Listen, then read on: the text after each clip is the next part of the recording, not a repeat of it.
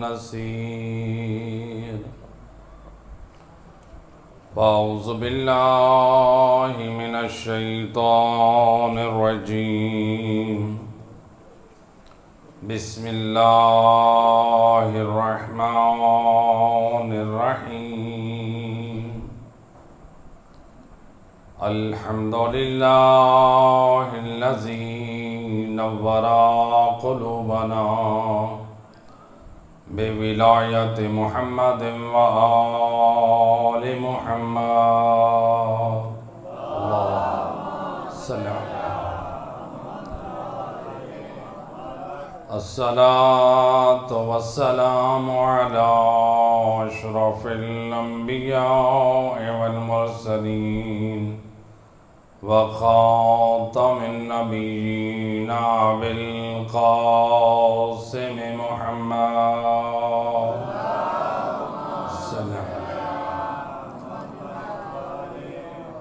وأهل بيت الطيبين الطاهرين المعصومين المظلومين المنتجبين الذين أذهب الله عنهم الرجس وطهرهم تطهيرا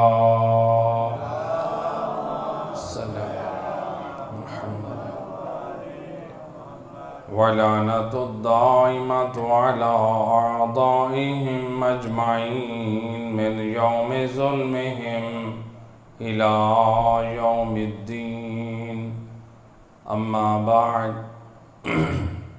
فقد قال الله سبحانه وتعالى في كتابه المجيد وفرقان الحميد وقوله الحق بسم الله الرحمن الرحيم قل إن كنتم تحبون الله فاتبعوني يحببكم الله صلوات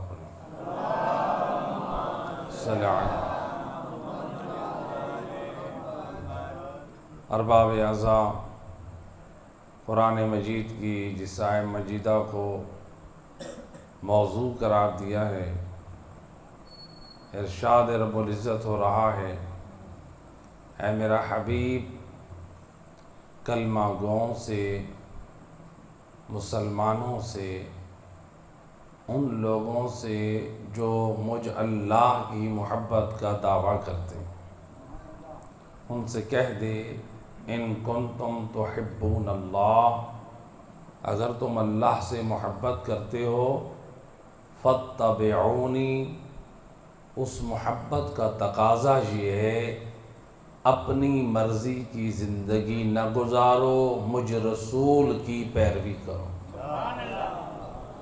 اللہ کی محبت کا تقاضا کیا ہے؟ رسول اللہ کی پیروی کرو۔ فاتبعونی، تم رسول کی پیروی کرو، یحببکم اللہ، مہربان اللہ جس سے تم محبت کے دعویٰ کرتے ہو وہ اللہ تم سے محبت کرے گا۔ وَيَغْفِرْ لَكُمْ ذُنُوبَكُمْ، اور وہ مہربان اللہ صرف محبت نہ کرے گا، اس کی محبت اتنی عظیم ہے وہ تمہارے دامن میں کوئی گناہ بھی دیکھنا پسند نہیں کرتا، اتنی محبت کرے گا تمہارے چھوٹے بڑے سارے گناہ بھی معاف کر دے۔ لہٰذا ہمارا موضوع تھا سیرت سید الرسل۔ سید الرسل کی سیرت اور پیروی کو اللہ نے قرآن میں ہمارے لیے نمونہ عمل قرار دیا۔ اب سید الرسل کی جو سیرت ہے نمونہ عمل کیوں قرار پائی؟ اس لیے کہ وہ بانی اسلام ہیں، بانی شریعت ہیں۔ تو اللہ نے اپنے حبیب کی پیروی اس لیے لازم قرار دی، اگر تم رسول اللہ کے نام کا کلمہ پڑھتے رہو، لیکن رسول اللہ کے راستے پر نہ چلو تو یہ صرف تم نام کے مسلمان ہو، تم کردار میں رسول اللہ کے پیروکاری میں رسول اللہ کے مسلمان نہیں ہو۔ اور سید الرسل بھی اپنی امت کو جب سمجھاتے تھے اس بات پہ سمجھاتے تھے کہ میری امت با کردار بن جائے۔ اب اللہ نے جو نبیوں کو بھیجا، کیوں بھیجا؟ جو ہمارے رسول ہیں، ہم فخر کرتے ہیں کہ سید الرسل ہیں، تمام انبیاؤں کے سردار۔ ہمارے نبی کو، رسول اللہ کو اللہ نے کیوں بھیجا؟ ہم یہ تو کہتے ہیں اللہ نے انبیاؤں کو بھیجا، اللہ نے ہمارے نبی کو بھی بھیجا، مبعوث رسالت کیا۔ کیوں بھیجا؟ آپ یہ کہیں گے ہماری ہدایت کے لیے بھیجا، ایسے کہ نہیں؟ جب ہر ایک یہ جانتا ہے اللہ نے انبیاء کو ہماری ہدایت کے لیے بھیجا ہے، سید الرسل کو ہماری ہدایت کے لیے بھیجا ہے، جب آپ لوگ یہ جانتے ہیں اللہ ہماری ہدایت کے لیے بھیجتا ہے، تو پھر میرا دوست ذرا غفلت سے باہر آ جا۔ اللہ نے بھیجا ہے انبیاء کو ہماری ہدایت کے لیے، اللہ نے سید الانبیاء کو بھیجا ہے ہماری ہدایت کے لیے۔ کیا وہ ہدایت ہمارے گھر میں ہے؟ وہ تو آئے ہادی بن کر، جن کا کردار ہمارے لیے نمونہ عمل ہے۔ وَلَكُمْ فِي رَسُولِ اللَّهِ أُسْوَةٌ حَسَنَةٌ، اور رسول اللہ کا کردار اسوہ حسنہ ہے۔ جو رسول ہادی بن کر آئے، جن کا کردار نمونہ عمل ہے، جن کی پیروی میں اللہ اپنی محبت کی ضمانت دے رہا ہے، کیا اس رسول کی سیرت ہماری زندگی میں ہے؟ ہم یہ تو کہیں ہم نبی کو مانتے ہیں، بھئی نبی کو مانا ہے، نبی کی بھی مانیں، اور صرف نبی کو ماننے میں نجات نہیں ہے، نبی کی ماننے میں بھی نجات ہے۔ جو نبی کے ساتھ بیٹھنے والے کچھ منافقین بھی تھے، کہتے تھے ہم نبی کا کلمہ پڑھتے ہیں، لیکن اللہ نے خبردار کر دیا سورہ منافقین میں، اور میرا رسول تیرے ارد گرد بیٹھنے والے اسی مدینہ میں سے کچھ منافق بھی ہیں، جو کہتے تھے اے رسول ہم آپ کے ساتھ ہیں، ہم آپ کا کلمہ پڑھتے ہیں، لیکن عملی میدان میں نبی کی سیرت میں پیچھے تھے، نبی کے دین پہ چلنے والے نہ تھے۔ اچھا ہم یہ کہیں کہ جو نبی کے ساتھ بیٹھنے والے تھے وہ نبی کی سیرت پر عمل نہیں کرتے تھے، نبی کی بات پہ لبیک نہ کہتے تھے، نبی کے کلمات پہ عمل نہ کرتے تھے، ہم کہیں وہ ہے منافقین۔ یعنی جو نبی کا کلمہ پڑھیں، اس زمانے میں نبی کی سیرت پر عمل نہ کریں، نبی کے اقوال فرمودات پر عمل نہ کریں، وہ تو بن جائیں منافقین۔ اور اگر آج ہم نبی کا کلمہ پڑھ کر نبی کی سیرت اور تعلیمات پر عمل نہ کریں، ہم کہاں کے مسلمان ہیں؟ یعنی نبی کے زمانے والا نبی کی مخالفت کرے وہ منافق بن جائے، اور آج کا مسلمان نام کا ہو اور نبی کی سیرت پر عمل نہ کرے، وہ کیسا مسلمان ہے؟ زبان سے کہیں میں رسول اللہ مانتا ہوں، اور اپنے کردار سے شکل یہودیوں والی بنائی ہوئی ہے۔ کہیں میں تو پڑھتا ہوں رسول کا کلمہ، اور رسول کا کلمہ پڑھا ہے، پھر لباس کا انداز ویسا رکھ جیسے نبی چاہتا ہے، اور نبی کے نام کا کلمہ پڑھتا ہے، پھر اپنی شکل ویسی بنا جیسے نبی چاہتا ہے۔ ہم کہیں ہم تو نبی کا کلمہ پڑھتے ہیں، صرف نبی کا کلمہ نہیں پڑھنا، نبی کی سیرت پہ بھی عمل کرنا ہے۔ آج بعض لوگوں کو کہیں نا کہ آپ داڑھی رکھیں، داڑھی کیوں نہیں رکھتے؟ بعض لوگ یہ کہتے ہیں کہ بلا داڑھی خوبصورت نہیں لگتی۔ کیا کہتے ہیں؟ خوبصورت نہیں لگتی، میری خوبصورتی میں رکاوٹ بنتی ہے۔ اور میرا دوست اور تیری فکر پہ سلام ہے، او اگر داڑھی خوبصورتی میں رکاوٹ بنتی، اللہ سید الانبیاء رسول اللہ کے چہرے پہ داڑھی نہ لاتا۔ سید الرسول کے چہرے پہ داڑھی ہے، اپنے حبیب جس کی محبت میں اللہ نے کائنات کو خلق کیا، اس کے چہرے پہ داڑھی ہے۔ اللہ کہہ دیتا میرے حبیب کے حسن میں رکاوٹ بنے گی، میں داڑھی نہیں لے آتا۔ اللہ نے تو داڑھی اپنے حبیب کے چہرے پہ بھی، لہذا داڑھی۔ روایت میں ملتا ہے کہ حضرت آدم علیہ السلام کے چہرے پہ جب داڑھی کے سیاہ بال آئے، حضرت آدم نے عرض کی بار الہ یہ کیا ہے؟ آواز قدرت آئی، آدم یہ میں نے مرد کے لیے حسن کا وسیلہ قرار دیا۔ داڑھی کیا ہے مرد کے لیے؟ حسن کا وسیلہ ہے۔ روایت کا جملہ ہے، جب یہ سنا نا حضرت آدم فوراً شکر کے سجدے میں گر گئے، میرا اللہ تیرا شکر ہے تو نے اپنی طرف سے مجھے حسن عطا فرمایا۔ اللہ اکبر۔ اور صادق آل محمد امام جعفر صادق علیہ السلام، اللہم صلی علی محمد، امام فرماتے ہیں داڑھی، پوچھا گیا نا اے وارث دین، اے وارث قرآن، اللہ نے مردوں کے چہروں پہ داڑھی کیوں رکھی، عورتوں پہ کیوں نہیں؟ کہا یہی فرق رکھا ہے اللہ نے، جس کے چہرے پہ داڑھی ہوگی وہ مرد ہوگا، جس کے چہرے پہ داڑھی نہیں ہوگی وہ عورت ہوگی۔ اللہ نے مرد اور عورت میں فرق رکھنے کے لیے معیار داڑھی کو قرار دیا ہے۔ اب یہ اپنے نصیب کی بات ہے، اللہ تجھے مرد رکھنا چاہتا ہے تو اللہ کی سنت کو صاف کر کے عورت بن۔ صلوات پڑھ دے محمد وحید، اللہم صلی علیہ۔ لہذا سنت نبی، سنت آل رسول ہے۔ بعض لوگ کہتے ہیں قبلہ قرآن میں کہاں داڑھی کا ذکر ہے؟ قرآن میں حضرت ہارون کہہ رہے ہیں لا تاخذ بلحیتی۔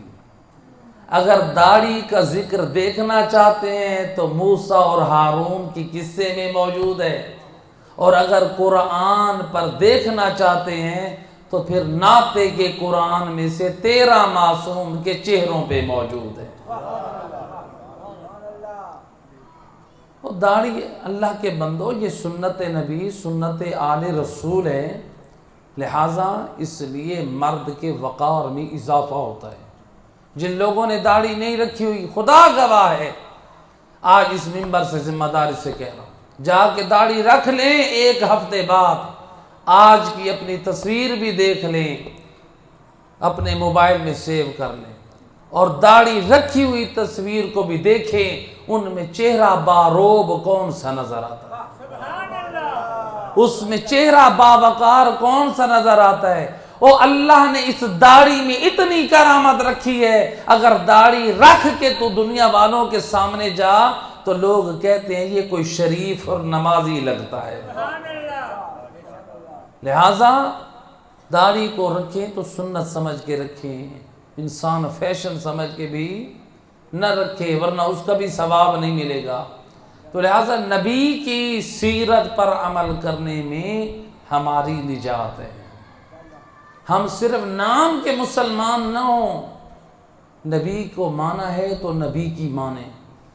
اگر ہم نبی کی نہیں مانیں، آج ہمارے ہاں ایک ماحول بن رہا ہے، ہم اپنی اولادوں کو اعلیٰ تعلیم دلوا رہے ہیں، ماشاءاللہ اچھا شوق ہے، اچھا رجحان ہے، اپنی نسلوں کو اعلیٰ تعلیم دلوائیں، ہمارے وطن عزیز کے لیے بھی باعث افتخار بنے، ہمارے آپ کے لیے بھی باعث افتخار بنے وہ اولاد جو پڑھی لکھی ہو، والدین کے لیے بھی باعث افتخار، مذہب اور اسلام کے لیے بھی باعث افتخار، ہمارے وطن عزیز پاکستان کے لیے بھی باعث افتخار کہ یہ تعلیم یافتہ ہیں۔ لیکن ایسا نہ ہو ہم ان کو دنیاوی تعلیم تو دیتے رہیں لیکن دین کے حوالے سے وہ بالکل صفر رہے ہیں۔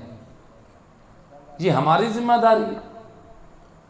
ہم اپنے بیٹے کا ایڈمیشن کرائیں یونیورسٹی میں، کالج میں، اس کی فیس پے کریں، اگر بیٹا تعلیم میں توجہ نہ ہو تو والد کو غصہ آئے، میرے پاس حرام کی کمائی نہیں ہے، میں تیری تعلیم پہ اتنا خرچ کر رہا ہوں اور تجھے تعلیم کا شوق نہیں ہے۔ یعنی بیٹے کی دنیاوی تعلیم پہ ہر سب کچھ خرچ کرنے کو تیار ہیں اور اس سے اتنی فکر مند رہتے ہیں، لیکن اتنی فکر کبھی ہم نے یہ سوچی ہے کہ جو اللہ نے ہماری ہدایت کے لیے قرآن بھیجا ہے کہ ہماری نسلوں کو قرآن کی تعلیم بھی آتی ہے؟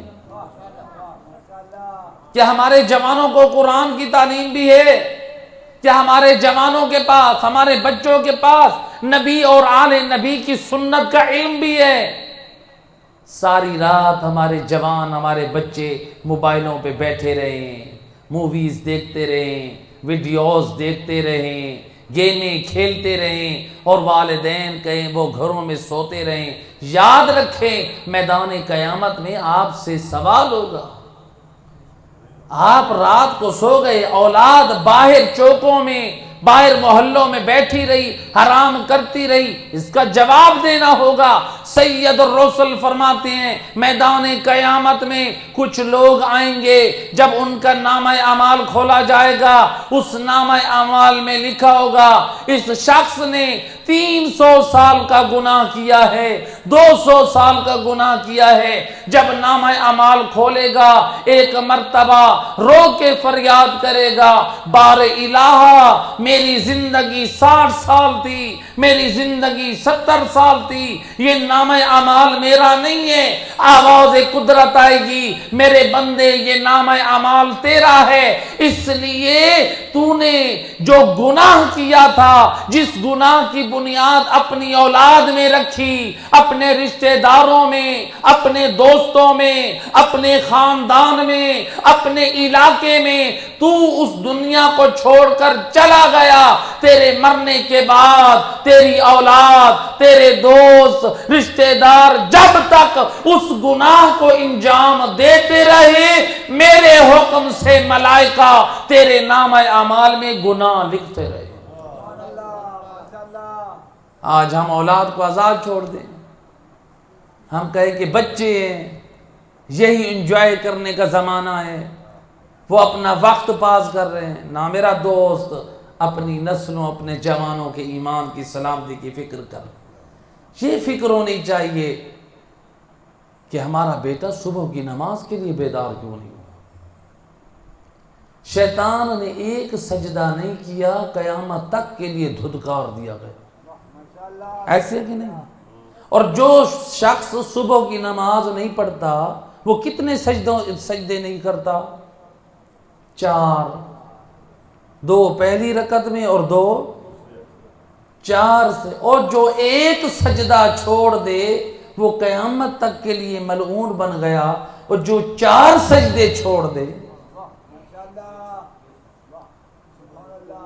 پرواہ نہیں ہے۔ نمازوں پہ نمازیں قضا ہو رہی ہیں، رات کو تاخیر سے ہم سوئیں، جب ہمیں معلوم ہو ہم تاخیر سے سوئیں گے، صبح کو نماز کے لیے بیدار نہیں ہو سکیں گے، ہمارے فقہا فرماتے ہیں، فقہ امام جعفر صادق کا یہ مسئلہ ہے، تاخیر سے سونا جو موجب بنے نماز صبح کے قضا ہونے کا، وہ جاگنا، تاخیر سے سونا، وہ جاگنا حرام ہے، کیونکہ آپ کا ساری رات جاگنا مجھے بن رہے نماز کے قضا ہونے کا، اور نماز واجب ہے۔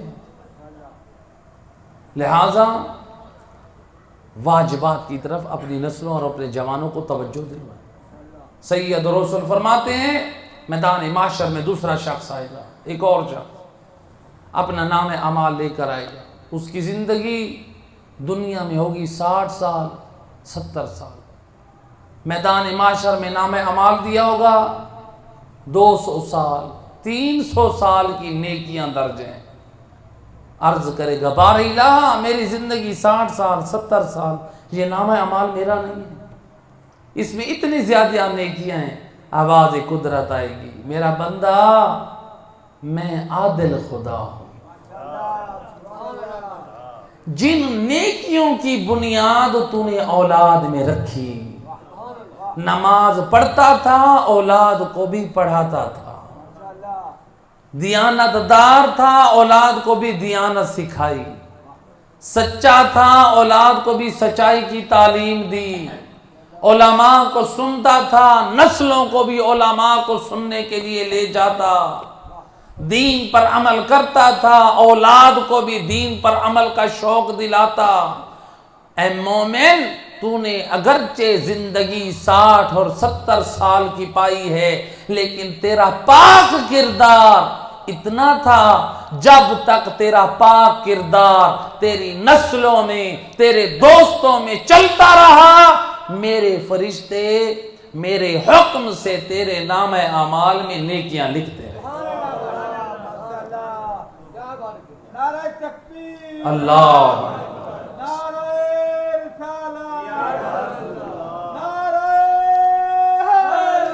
یا علی،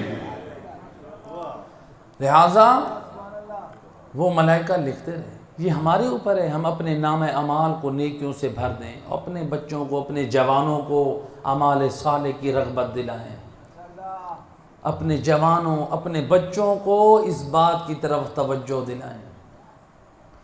کبھی ہم نے اس بات پہ زور دیا بیٹا قرآن پڑھ، سارا دن بیٹا موبائل لے کر بیٹھا ہے، اور باپ پیسے بھی دے دیتا ہے کہ بچہ پیکج کرا لے۔ میدان قیامت میں سوال ہوگا، بچے کو پیکج کرانے کے لیے پیسے تھے، بچے کے ہاتھ میں قرآن دینے کے لیے وقت نہیں تھا؟ اور بچے قرآن نہیں پڑھ سکتے، انہیں ترجمہ قرآن کی طرف رغبت دلائیں، اور یاد رکھیں بچوں کو تعلیم دینی ہو تو ایسے ذمہ دار افراد لوگوں کے حوالے بچوں کو کریں، تلاوت قرآن دیتے ہوئے وہ آپ کی نسلوں کو آل محمد کی محبت کی تعلیم دیں۔ یہ میری اور آپ کی شرعی ذمہ داری ہے، آل محمد کے فرامین کی تعلیم دیں، وہ آل محمد کی تعلیمات کی تعلیم دیں، ایسے افراد کے سامنے اپنے بچوں کو بٹھائیں، یہ ہماری ذمہ داری ہے۔ لہٰذا رسول اللہ کو ہم نے جانا ہے، ان کی معرفت حاصل کریں۔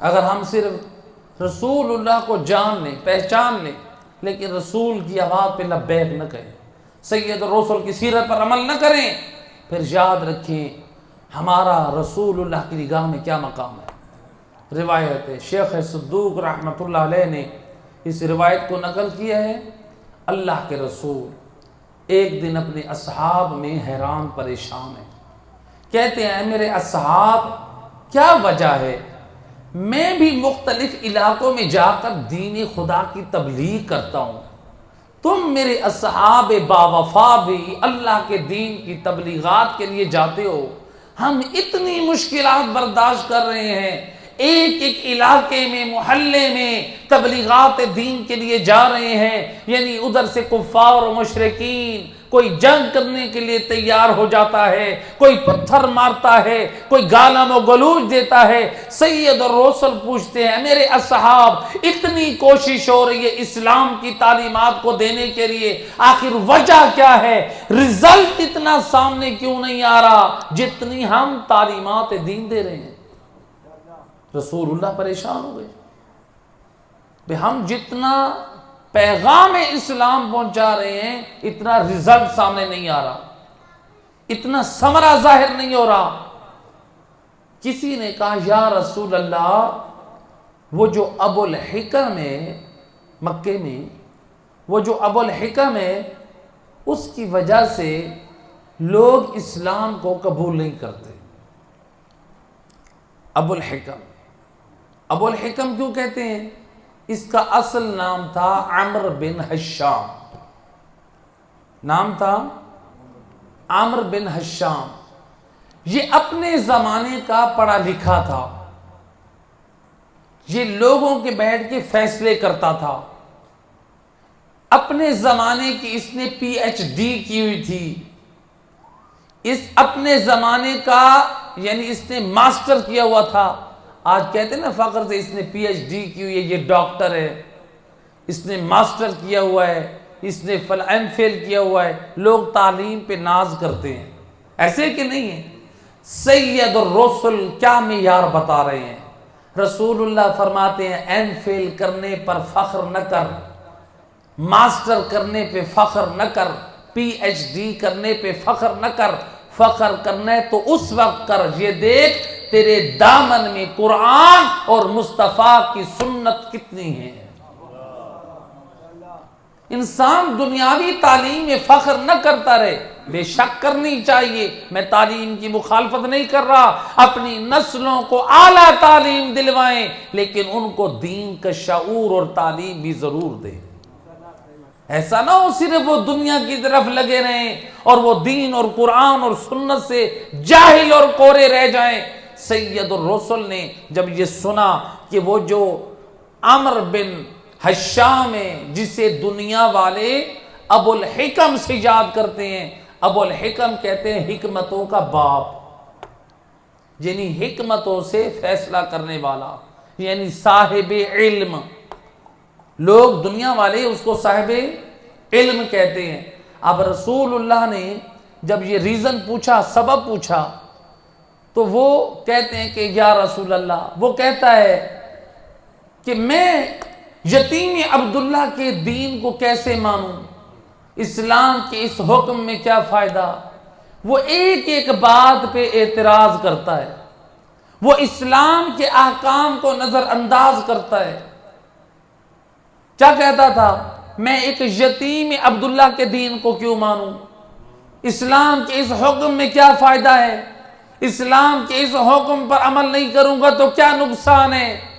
گویا وہ اسلام کے قوانین اور احکام پر اعتراض کرتا تھا، نظر انداز کرتا تھا، مذاق اڑاتا تھا، اسلام کو قبول نہیں کرتا تھا. جب نبی نے اصحاب کی زبان سے یہ سنا، سید الرسل نے لسان وحی سے فرمایا اور میرے اصحاب سن لو، وہ ابو الحکم نہیں ہے جس کا نام عمرو بن حشام تھا. فرمایا وہ ابو الحکم نہیں ہے، سن لو مجھ مصطفیٰ کی زبان سے، وہ شخص مصطفیٰ کی نگاہ میں ابو جاہل ہے. وہ کون ہے؟ ابو جاہل ہے. آج دنیا اصل نام سے نہیں جانتی کہ اس کا نام عمرو بن حشام تھا، دنیا اس کو ابو جاہل کے نام سے جانتی ہے. صلوات پڑھ دے محمد و اہل بیت، اللہم صلی علی. دنیا اس کو ابو جاہل کے نام سے جانتی ہے. گویا نبی نے ایک معیار حق بتا دیا.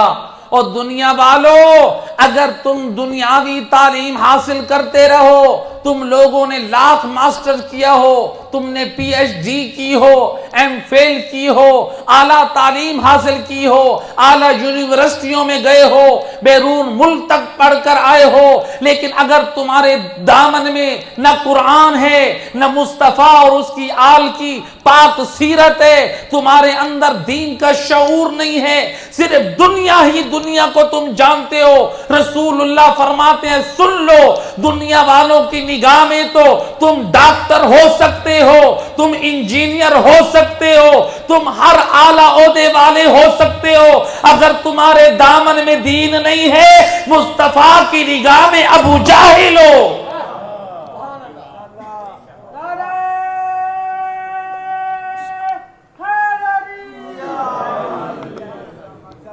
رسول اللہ کی نگاہ میں ابو جاہل ہو. اللہم صلی علی محمد و آل.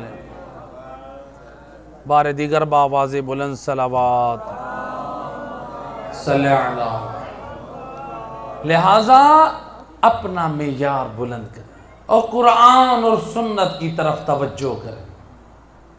دیکھیں میں ایک مثال سے مطلب کو واضح کروں۔ مثال کے طور پہ ایک شخص ہے جو آرٹس تصویریں بنانے والے کو کہتے ہیں۔ ایک شخص ہے جو آرٹس کا کام کرتا ہے، تصویریں بناتا ہے، آپ کا دوست ہے، آپ اس کے پاس گئے، میری تصویر بناؤ ہاتھ کے ذریعے سے۔ اب آپ سامنے بیٹھے اور وہ آپ کو دیکھ کے تصویر بنا رہا ہے۔ جب تصویر بناتے بناتے مکمل ہو گئی، اس نے آپ کی طرف رخ کیا۔ اس تصویر کا جو آپ نے بنوائی ہے ہاتھ کے ذریعے سے، بنانے والا ہے آپ کا دوست۔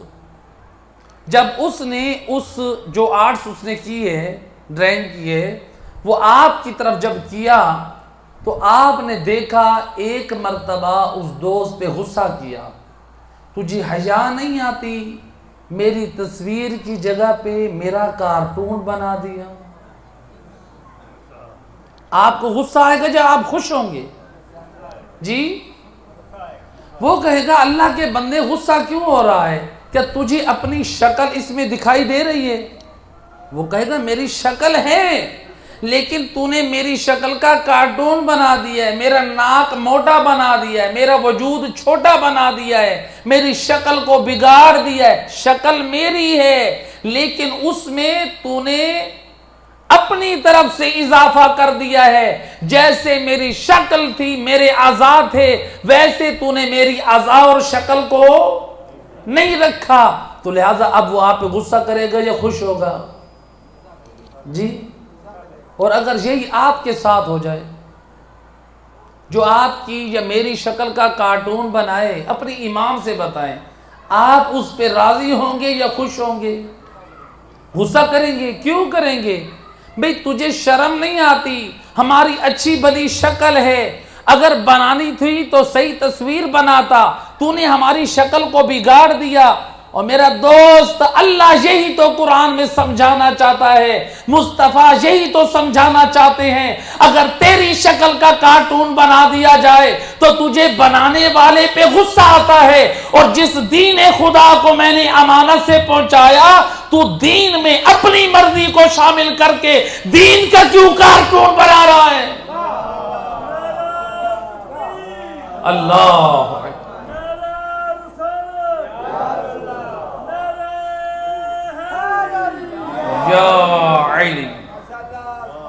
میری اور آپ کی شکل بن جائے کارٹون میں، ہمیں غصہ آ جائے، ہمارے اندر غیرت بیدار ہو جائے، اور اس وقت ہماری غیرت کہاں سو جاتی ہے؟ اور جس دین کو بچایا آل محمد نے، اور جس دین کو پہنچایا سید الرسل نے، اور جس دین کی پہنچانے کے لیے انبیاءوں نے قربانیاں اٹھائیں، سید الرسل نے قربانیاں اٹھائیں، ائمہ ہدا نے قربانیاں اٹھائیں، ہم اس دین میں اپنی مرضیاں داخل کر لیں؟ کل میدان قیامت میں رسول اللہ بھی کہیں گے تجھے حیا نہ آئی؟ میں نے جو اسلام پہنچایا تھا وہ مکمل تھا۔ رسول اللہ نے اسلام مکمل پہنچایا۔ صلوات پڑھے محمد۔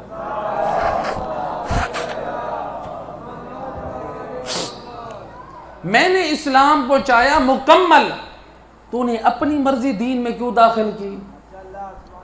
تو نے دین سے یہ چیزیں کیوں نکالی؟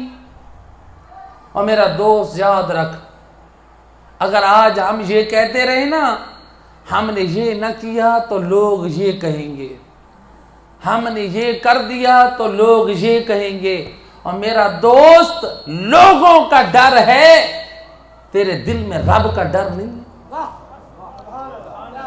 اور لوگوں کے ڈر کی وجہ سے دین میں چیزوں کو داخل نہ کر، اور لوگوں کے ڈر کی وجہ سے دین سے چیزوں کو حذف نہ کر۔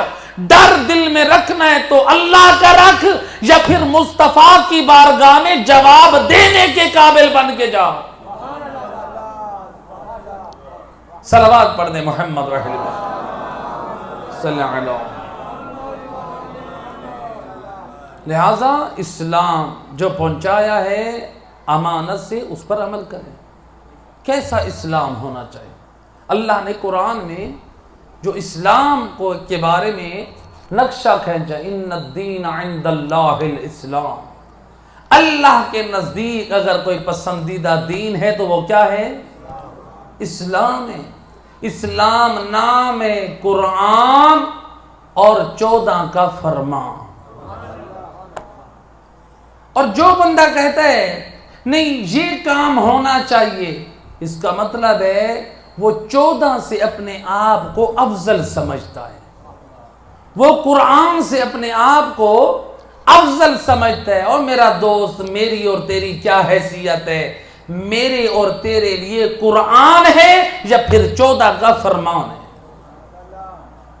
اس پر عمل کرے۔ تو لہٰذا اسلام کیسا ہونا چاہیے؟ تاریخ نے علماء اہل سنت شیعہ سب نے نقل کیا ہے۔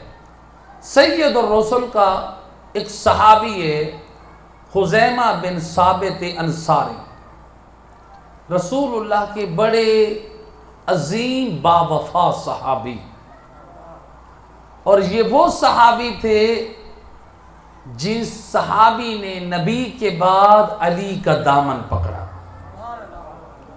اور جنگ صفین میں علی مولا کے قدموں میں شہادت کا جام نوش فرمایا۔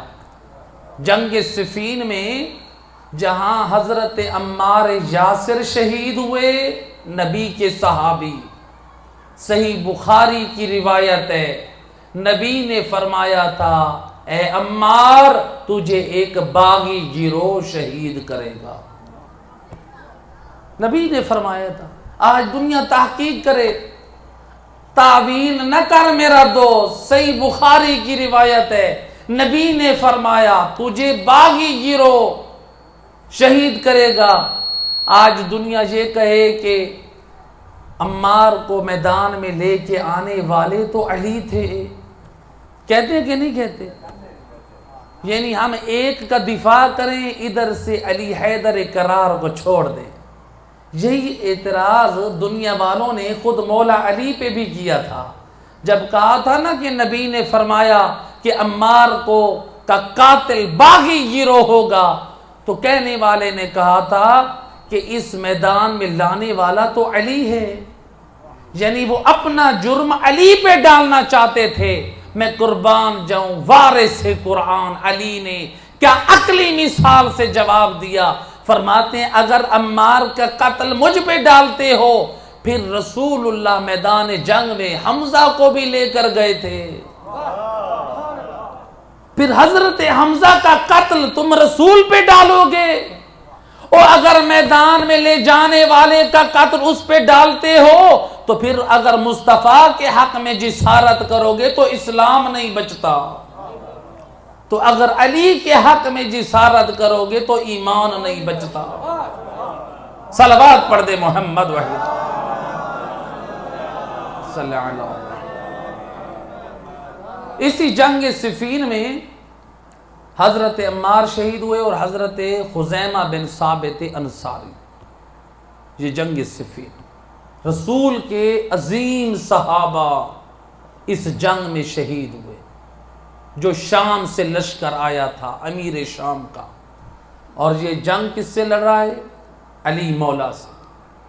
حضرت خزیمہ بن ثابت انصاری، تاریخ کا جملہ، مدینہ شہر سے باہر سید الرسل کسی کام سے گئے ہوئے تھے، آپ آ رہے ہیں، یا راستے میں ایک شخص ایک گھوڑا لے کے مدینہ شہر جا رہا ہے، اس گھوڑے کو فروخت کرنے کے لیے۔ رسول اللہ نے دیکھا وہ گھوڑا ایک خوبصورت ہے، اور تاریخ نے بتایا جو گھوڑا تھا، جو سید الرسل کے گھوڑوں میں سے یہ وہی گھوڑا تھا جس کا نام مرتجز تھا، مرتجز گھوڑا۔ وہ عرب شخص بازار میں بیچنے کے لیے لے کے جا رہا ہے۔ سید الرسل نے دیکھا ایک خوبصورت اور ہیکل گھوڑا ہے جو میدان جنگ میں نصرت اسلام کے لیے بہترین سواری ہے۔ سید الرسل نے پوچھا بیچو گے؟ اس نے کہا جی یا رسول اللہ میں یہ بیچوں گا۔ بیچنے کے لیے بات کی، سید الرسل اور اس اعرابی کے درمیان بات طے ہوئی۔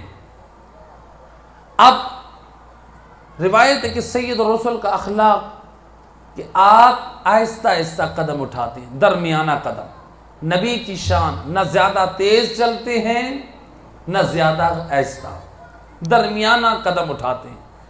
اب یہ شخص خوشی سے میں مدینہ شہر میں پہنچا کہ مجھے گھوڑا مدینہ شہر میں لے کے جانے کے بعد انتظار کی ضرورت بھی نہ پڑی۔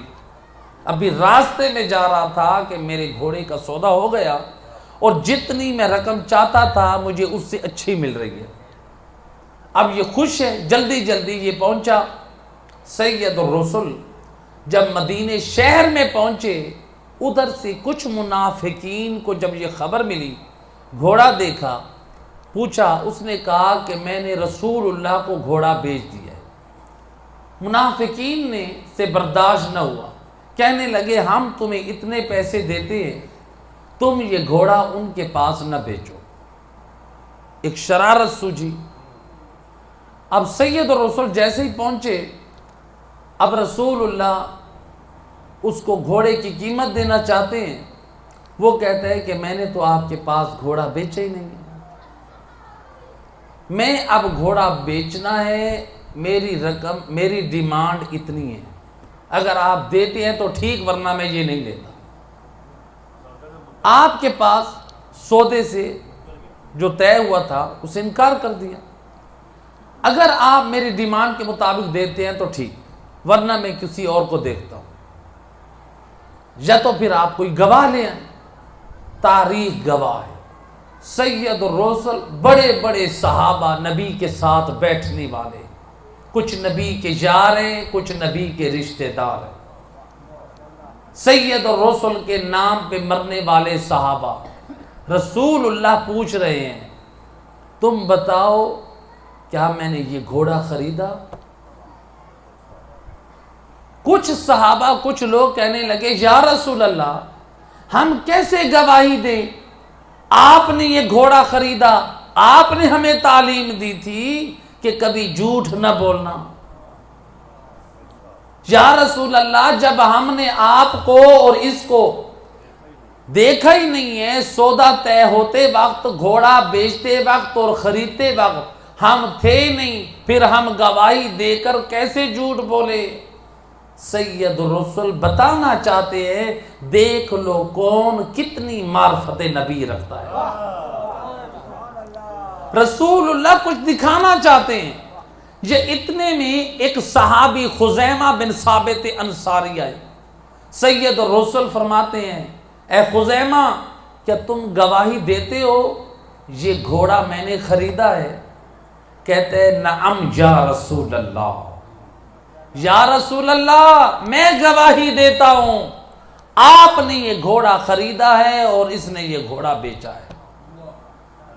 اب اس سے پہلے کہ رسول اللہ اسے پیسے دیں یا گھوڑے والے کو، مالک کو پیسے دے کے اپنا حق ثابت کرے، سید الرسل نے اس کو چھوڑ دیا۔ اب سید الرسل اپنے اصحاب کو قیامت تک کی امت کو ایک عظیم پیغام دے رہے ہیں۔ نبی فرماتے ہیں اے خزیمہ یہ بتاؤ تم تو اس وقت تھے نہیں جو اب تک یہ کہہ رہے تھے یا رسول اللہ آپ نے ہمیں تعلیم دی کہ جھوٹ نہ بولنا، ہم آپ کی گواہیاں کیسے دیں؟ یا رسول اللہ ہم کیسے کہیں کہ آپ نے گھوڑا خریدا؟ اب سید الرسل ان بے معرفت لوگوں کو نبی حق کی معرفت کی تعلیم دلوا رہے ہیں۔ کہا کہ یہ بتاؤ تم موجود نہیں تھے جب گھوڑا بیچا جا رہا تھا اور خریدا جا رہا تھا، پھر تم کیسے میری گواہی کے لیے راضی ہو گئے؟ حضرت خزیمہ کہتے ہیں یا نبی اللہ جب آخرت کی بات تھی ہم نے اللہ کو نہیں دیکھا، آپ نے کہا اللہ واحد ہے، ہم نے مانا۔ آپ نے کہا جنت اور جہنم حق ہے، ہم نے مانا۔ آپ نے کہا یوم قیامت ہے، ہم نے مانا۔ آپ نے کہا انبیاء برحق آئے، ہم نے مانا۔ آپ نے کہا میں نبی برحق ہوں، ہم نے مانا۔ آپ نے کہا قرآن حق ہے، ہم نے مانا۔ یا رسول اللہ جب آپ آخرت کی بات کر رہے تھے تو ہم بغیر دیکھے آپ کی زبان پر ایمان لا کے تسلیم کر رہے تھے، جو آپ کہہ رہے ہیں وہ حق ہے۔ یا رسول اللہ یہ تو دنیاوی چیز ہے، جب آپ کہہ رہے ہیں میں نے خریدا ہے، ہم کیسے ہو سکتا ہے؟ یہ ہمارا کیسا اسلام؟ آپ کہیں میں نے خریدا اور ہم کہیں کہ ہم تو موجود نہ تھے۔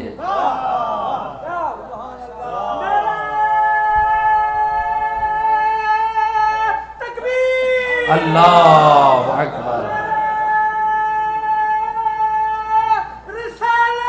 یا رسول اللہ، یا رسول اللہ، یا علی۔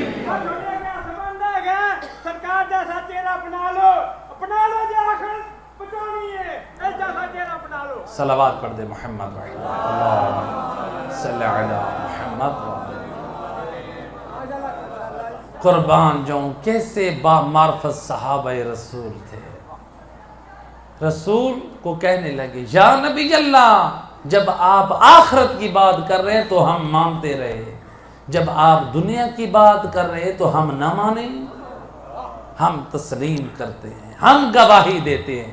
جب سید الرسل نے اپنے اصحاب کو، لوگوں کو اس صحابی کی معرفت کا شیشہ دکھا دیا، نبی نے فرمایا او میرے صحابہ سن لو، آج کے بعد اس خزیمہ کی، ہر مسلمان کی، بڑے بڑے صحابہ کی ایک گواہی ہوگی، میرے اس صحابہ کی ایک کی گواہی دو کے برابر ہے۔ نبی کی زبانی اس کو دو گواہیوں والا ذو الشہادتین، نبی کی زبانی، یہ وہ صحابی نبی ہے جو ایک گواہی دے تو دو گواہیوں کے برابر ہے۔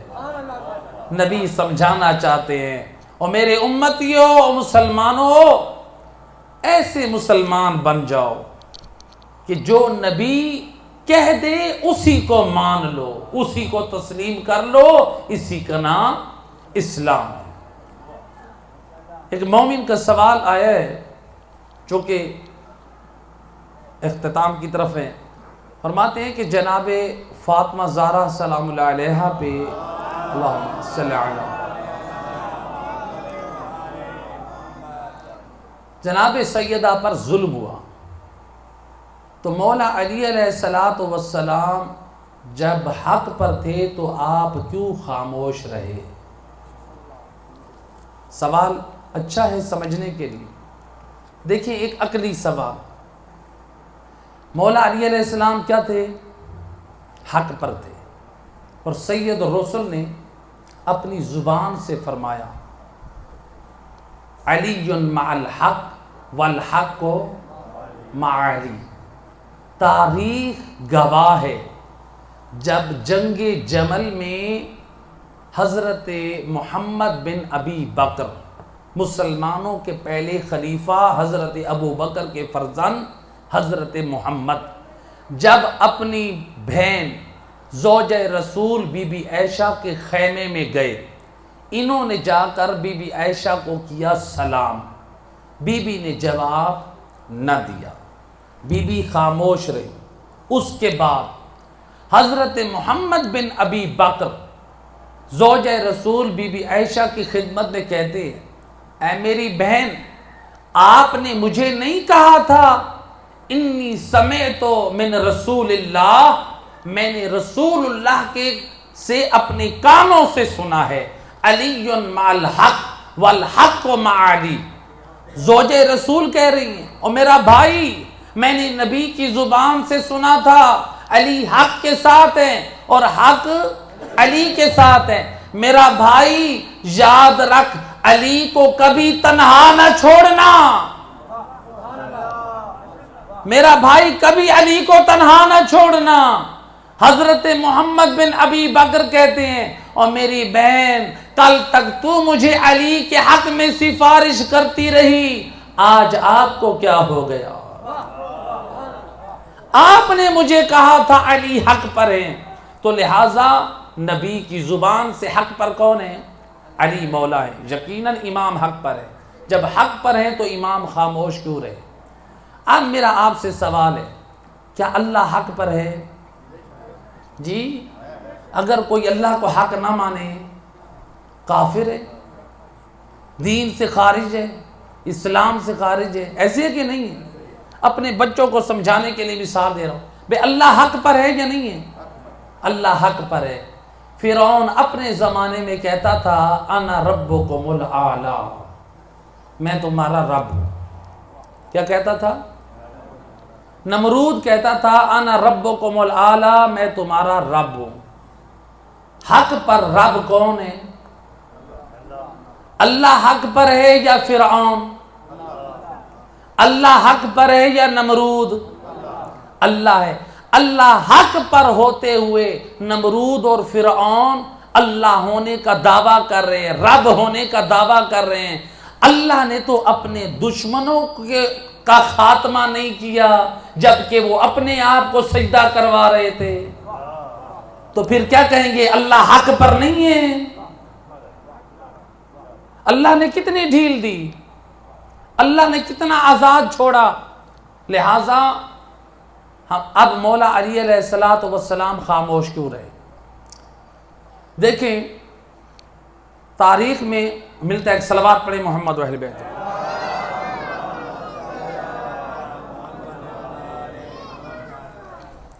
تاریخ میں ایک واقعہ ملتا ہے, اس کے ذریعے سے تھوڑا سا اور واضح کرو. ایک دن دو عورتیں آئیں امیر المومنین کی خدمت میں. ایک کہتی تھی یا امیر المومنین یہ بچہ میرا ہے, دوسری کہتی تھی یا امیر المومنین یہ بچہ میرا ہے. دونوں خواتین میں جھگڑا ہے. امیر المومنین علیہ السلام نے دیکھا خواتین جھگڑا کر رہی ہیں. آپ نے فرمایا اس طرح کرتے ہیں, آدھا تمہیں دے دیتا ہوں آدھا تمہیں دے دیتا ہوں. جب دونوں خواتین نے سنا, ایک خاتون کہتی ہے یا امیر المومنین بچہ مجھے نہیں چاہیے, بچہ اسی کو دے.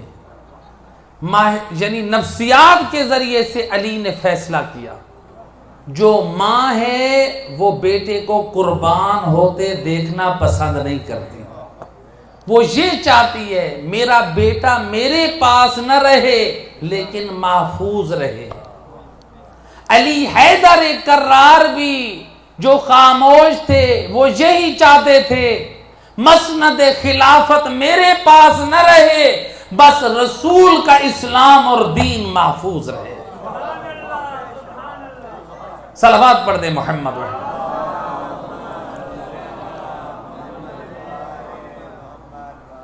مولا علی یہی چاہتے تھے. جس طرح بچے سے ماں کو پیار ہے, علی کو دین سے اس سے بھی زیادہ پیار ہے, اور اس دین کے بچانے کے لیے بڑی قربانیاں پیش ہوئی ہیں. اور ایک قربانی بنت رسول فاطمہ زہرا کی ہے.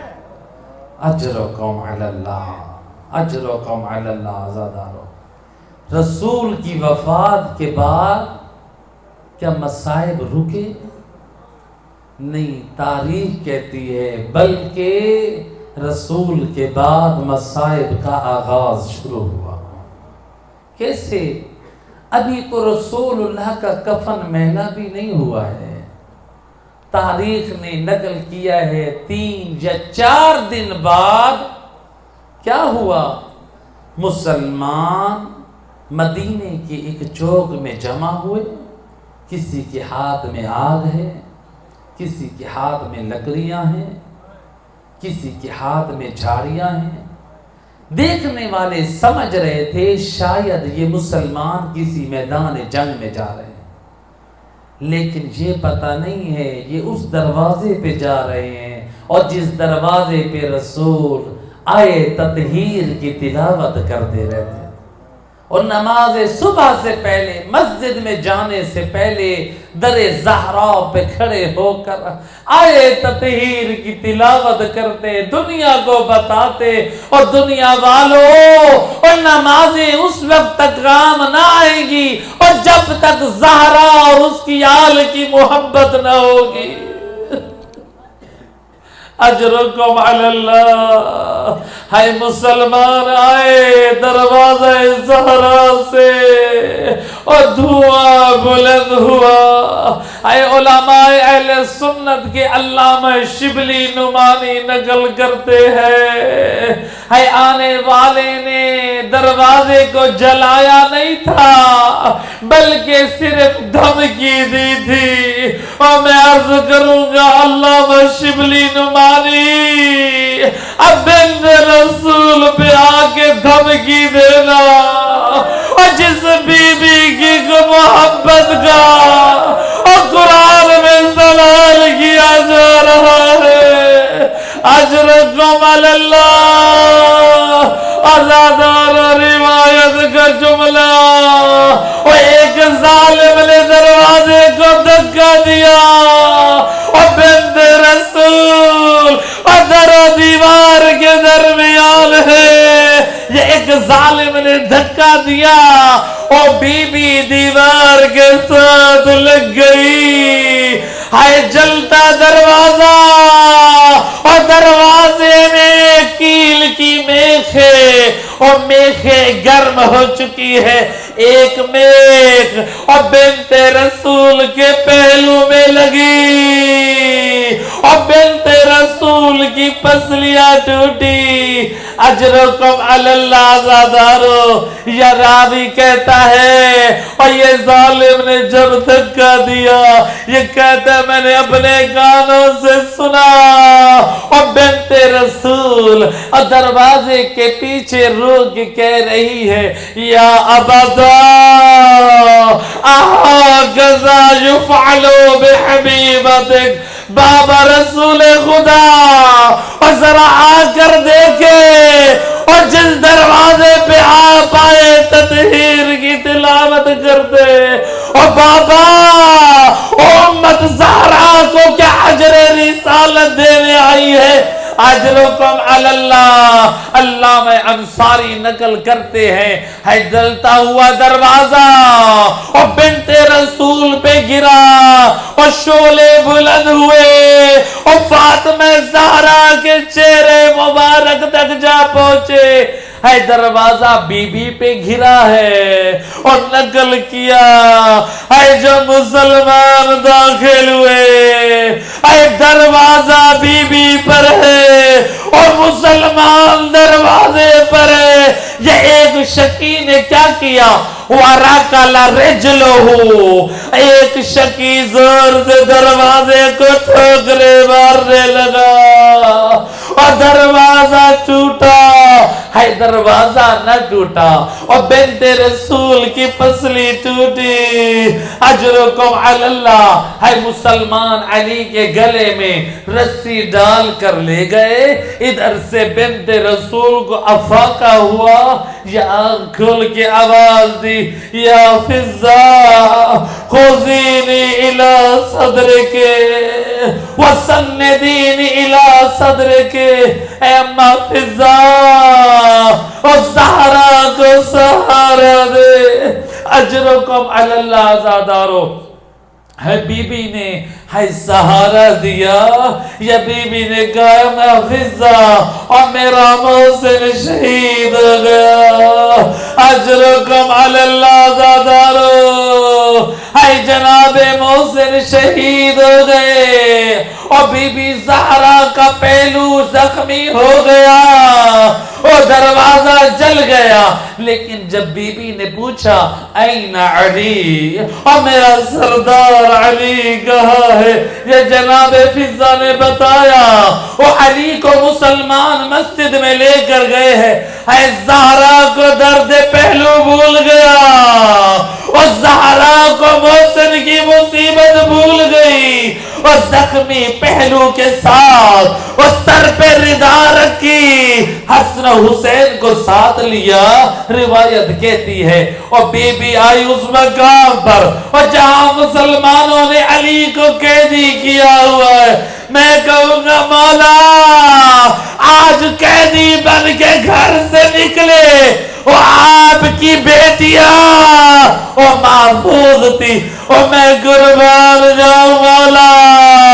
اور جب کربلا سے وہ زین العابدین قیدی ہوا، وہ آپ کی بیٹیوں کی ردا لٹ گئی، ہر سر کے بال کھلے ہیں، اور کبھی درباروں میں اور کبھی بازاروں میں ہے ننگے سر پھیرائی گئی۔ الا لعنت اللہ علی القوم الظالمین۔